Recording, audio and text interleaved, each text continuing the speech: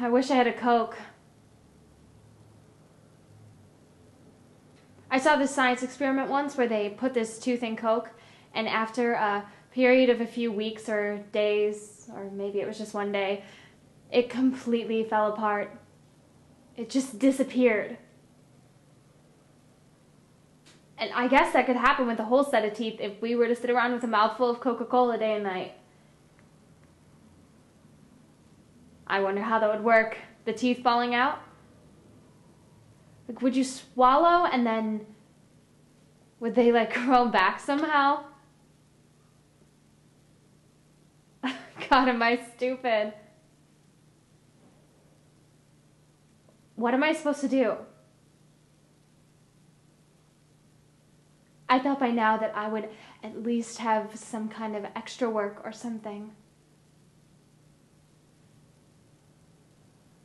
I met this girl Sherry at the lunch counter, and she told me that one way to break into the movie business is to have a videotape of yourself made.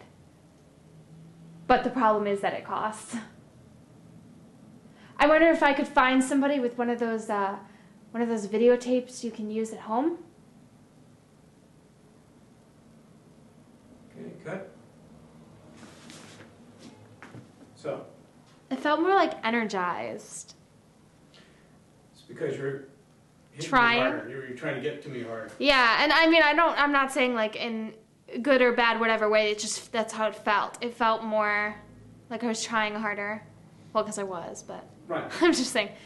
Don't think of it like trying harder. Right. What's really happening is you're taking a filter off. So we're so used to, in social conduct, only contacting each other so much because it's polite. When you remove that filter, then all of a sudden the machine is like, ugh. You know, it's really, yeah. It wants to get over there with that other human being.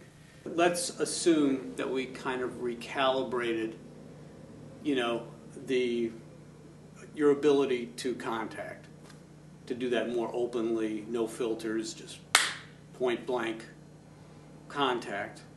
And that additional contact is where you were feeling the energy come from, because it's that stimulus. It is going to move it around. The better the signal in the contact, you know, the more open it is, the more you're going to feel new things, random things, chaotic things coming into the process. And overall, that sense of it being more energized may also just be that it is a little bit more chaotic.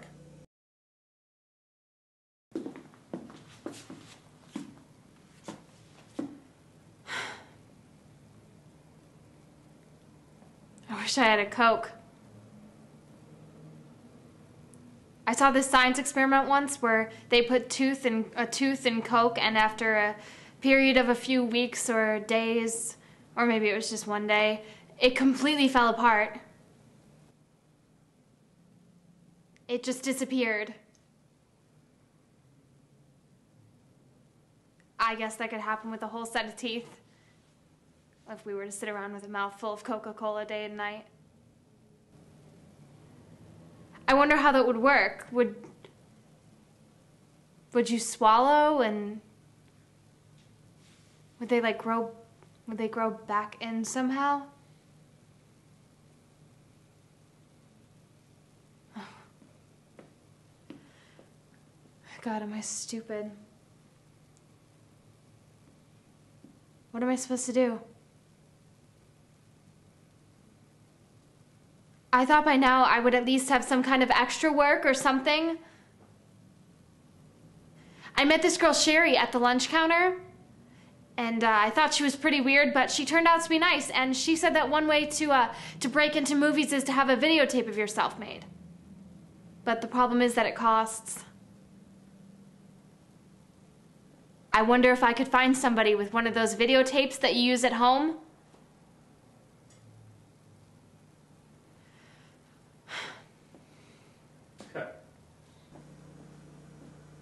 From where I'm sitting, this last little cycle of things we went through seems to have opened up something.